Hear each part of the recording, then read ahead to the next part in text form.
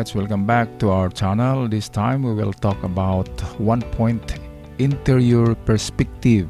It can be interior of your living room or your kitchen or your master bedroom. We have here terms used in linear perspective drawing: horizon line, orthogonal lines, vanishing points. Here we will use one point perspective. Here are some basic steps. Locate and draw the horizon line first, and then locate the vanishing points and draw the orthogonal lines or the perspective lines, or sometimes called convergence lines. Here is how to locate your horizon lines. Looking at your subject, decide where your eye level would be.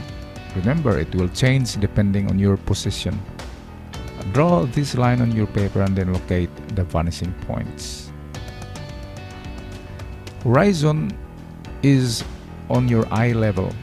If you are standing, then the horizon line is very different than if you are sitting or if you are lying on the ground. If you're on the ground, the horizon line is on the ground.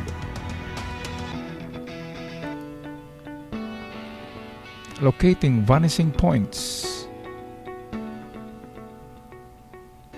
You have some choice where to put your vanishing points. It could be in the left side, it could be in the right or in the center, depending on what angle do you like. Examples: one point vanishing points, horizon line here, and then the vanishing lines called the orthogonal lines, and the one point perspective make that the one point vanishing is right here. In this example, the vanishing point is right here in my cursor, and these are the orthogonal lines. Okay, let's proceed for another examples. Here, Michelangelo's drawing of the Santo Spirito. Make that this is Filippo Brunelleschi sketch during the Renaissance. He uses one point perspective here, and certainly the vanishing point is right here in the altar. And then orthogonal lines project this way like that. So this is the photography. I'll make that the photo, and you can see orthogonal lines right here from the vanishing or the convergence point. Here is a student work or drawing of a hallway in one point. Can you locate where the vanishing point is? It's right here. And the orthogonal lines will be projected this way. Later on, I will show you video on how to draw one point perspective interior, so that it will be clear to you and you will know the steps in sketching or drawing interior perspective using one point, one vanishing point only. Here in Raphael Zanziu School of Athens, 1518 painting, even though it is painting, he uses the law of vanishing points.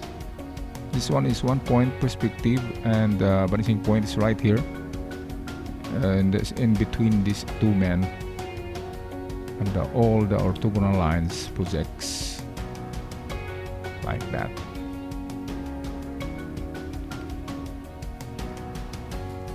The Masaccios Holy Trinity in Florence. The painting also uses vanishing points. Also this one, the colonnade. The vanishing point is right here, and the orthogonal lines make that orthogonal lines project this way, like that.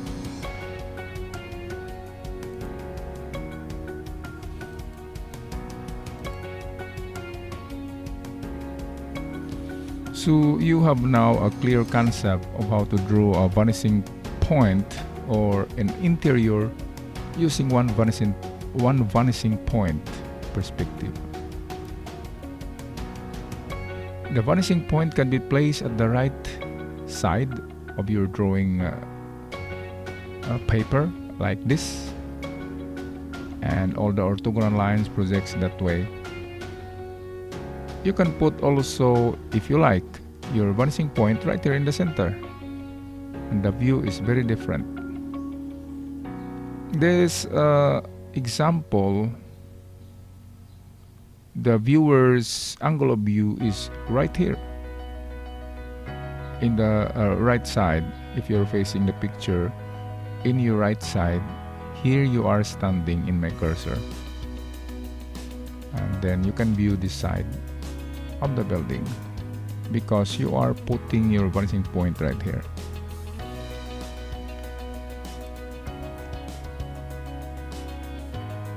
Another example of one vanishing point of your bedroom. Here is an example of one point vanishing interior, which the vanishing point is placed right on the center of the rectangular plane. Here is the rectangular plane, and at the height of a normal person, this is the height of the normal person, the eye level, and then the artist put his vanishing point right on the center. So the result is a formal balance. All of the sides from left to right, also the ceiling and the ground plane are all equal in your eyesight, meaning it is formal balance if you use this, or if you put vanishing point right on the center of the rectangular plane.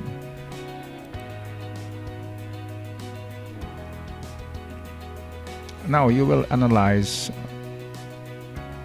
how does artists find or put their vanishing point in their drawings of their interior, like here. Okay, and here also right on the center. Here the vanishing point is right here, and then project all the lines called the orthogonal lines. The vanishing point is right here.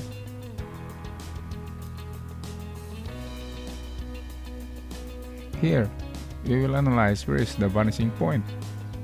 So I guess the vanishing point is right here in the frame of the picture. See that? If you will project orthogonal lines, it is surely converged right here in this picture frame. So as a beginning artist, you should know where to put your vanishing point. Or if you see a picture of a view or a scape, you will try to analyze where is the vanishing point. Example, in this drawing, it's hard to locate the vanishing point, so we will converge all the orthogonal lines here and then here and then here. So the vanishing point, I guess, is right here, because this drawing is a little bit distorted. If you put the vanishing point right here, and if you will project, it will align with this side here, but not in the ceiling. So this drawing is distorted, and the artists do not use perspective rule or perspective blue or principles on how to draw interior using a vanishing point. Can you see the wood flooring here? It doesn't go with the vanishing point. If you try to put the vanishing point here, try to see the lines, it's contradicting. So this is a distorted drawing, and It is not go with the principles of drawing perspective in architecture. Okay, here, let's find the vanishing point. So this is all right. This is good. See that all the lines or all these orthogonal lines goes with these diagonal lines here in the perspective. Even at the ceiling. See that?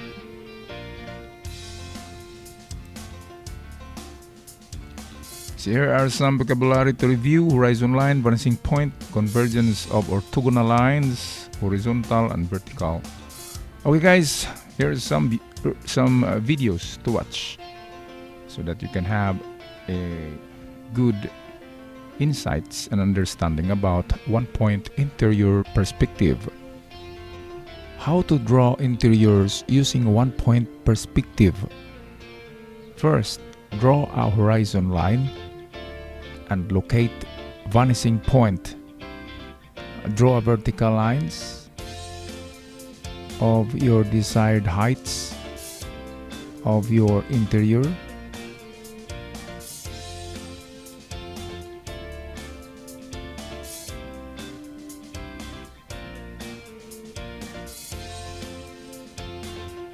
Ito ang likuran or tinatawag na picture plane.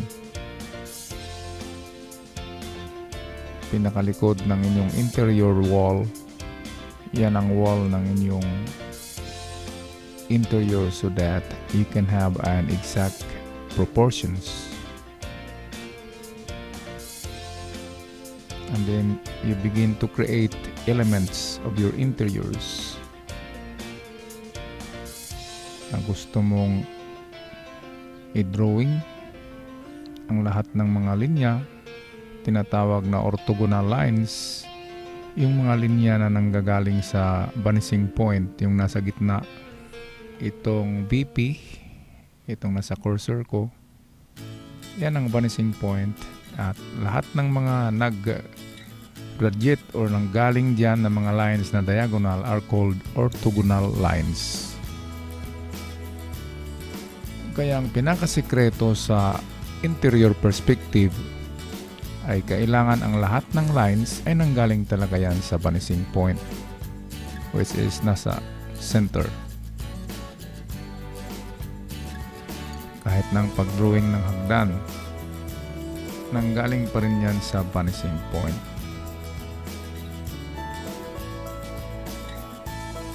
Kaya lang ang hagdan is different. Ang kanyang vanishing point ay nanggaling yan sa itaas. Kasi siya ay hindi part ng box. Iba ang kanyang anggulo, kaya hindi siya nag-follow sa lines galing sa vanishing points. Pero yung horizon line ay nandun sa hagdan. Dito naman sa mga sala sets, kung nakita nyo, lahat ng linya dyan ay nanggaling sa vanishing point.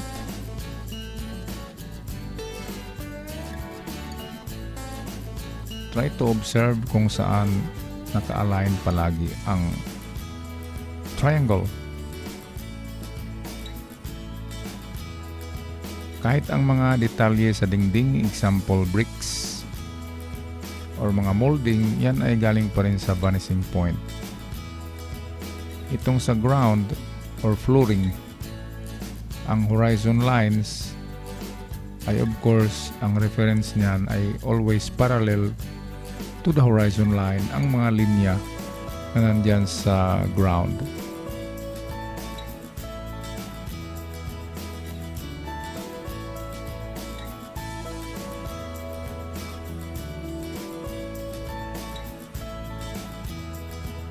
Okay, so pagkatapos yung ilagay dyan ang mga detalye, ay mag-start na kayong mag-color. Ang inyong interior perspective presentation shall have a texture, kung ano ang materials na nilagay dyan, kung ano ang kulay, it would be rendered in color. Kaya lang mahirap magkulay ng interior na gawa sa pintel pen or sign pen kasi ito yung nagbablat. Kaya ang ginagamit na mas madaling medium ay itong pentel pen color or colored pentel pens. Mahirap magkulay sa interior kasi maraming direksyon ang light. Merong light sa gilid, merong light sa gitna. Pero kailangan nyo lang ng isang tinatawag na dominanting ilaw. Isa lang talaga ang source ng light. Pag nag-interior design ka, isa ang dominant light at meron ding mga minor light na kung saan nagbibigay ito ng mga shade and shadows. Kaya mas maganda guys kung tulad dito sa drawing niya, mayroong pumapasok na light galing sa labas. Ito yung natural light of the sun, yung araw, ay nagbibigay din ng tone or shading sa interior ng building.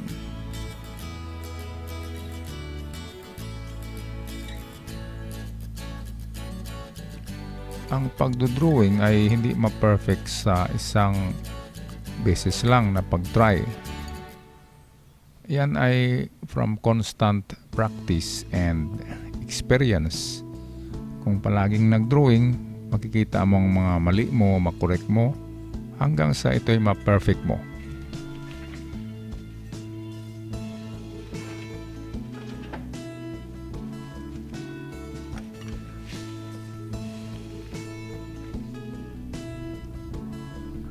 Kaya ang payo ng mga artist na professionals para sa mga beginners at novice in drawing or rendering ay palaging mag-practice, follow the simple and basic steps na binigay ng mga expert, dahil diyan tayo matuto. By doing, we learned. So doing by make that learning by doing ang mangyari. Lalo na ngayon sa merong pandemya ay wala tayong tinatawag na personal contact or wala tayong physical presence sa classroom, kaya mahirap magturo. Kaya ang ginagawa natin is dito na lang sa YouTube. Sana ay lalong mas maintindihan nyo guys. Meron na naman tayong isang example dito na napaka-basics. Basic lang ang drawing na ito. Kung paano gumawa. This time is your bedroom. So ganun pa rin. Mag-start tayo sa vanishing point. Horizon line, pinakauna horizon line, and then connect or make that plot the position of your vanishing point. Dito sa kanyang ginawa ay nasa center ang kanyang vanishing point, pero doon sa kanyang picture plane sa likod, yung rectangular picture plane, ay ang horizon line ay medyo mataas. Itong dito guys, hindi na nilagay sa center, medyo mataas siya. Height siya ng average height ng tao ang horizon line pag nakatayo ka dyan sa dingding or wall. Dito pinapakita paano ang pagdrawing ng lamesa using one point perspective sa inyong interior.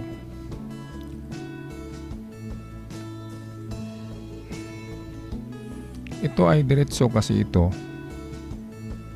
Ang magandang perspective ay nanggaling sa plan. Doon sa tinatawag na angular plan or yung plan na nasa picture plane na nakadikit, and then i-project yan pababa Doon sa baba makikita ang tinatawag na perspective, hango or galing doon mismo sa plan at elevation. Kasi given ang plan at elevation bago tayo makagawa ng perspective. Pero dito sa mga example ay diretso na ito. Drawing na kaagad without plan and elevation. Tinatawag ito na mata-mata system by imagination lang. Pero ang perspective in architectural drawing ay galing talaga yan sa plan at elevation.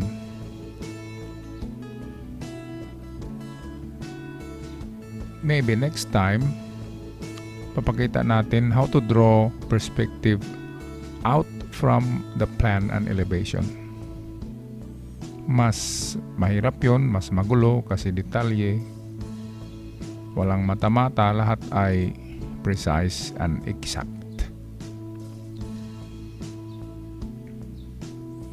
Ang interior drawings, kailangan talaga yan merong features ng interior. Example,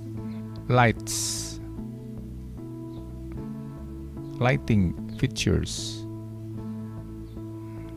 Tulad ng nandyan, kulang dyan ang ceiling fan.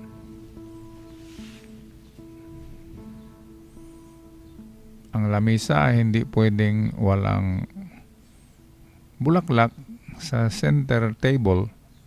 Nilalagyan talaga yan ng bulaklak para maganda tingnan ang interior, at ang feng shui naman ito or feng shui ay maganda ang effect. Ngayon, final touch is to put shading and shadows in your interior using your pentel pen. Kanina pinakita natin colored pentel pen. Ngayon, ito ay black and white lang gamit ang lapis. And thank you so much for watching the video. Please subscribe for more videos that are very informative. Thank you so much.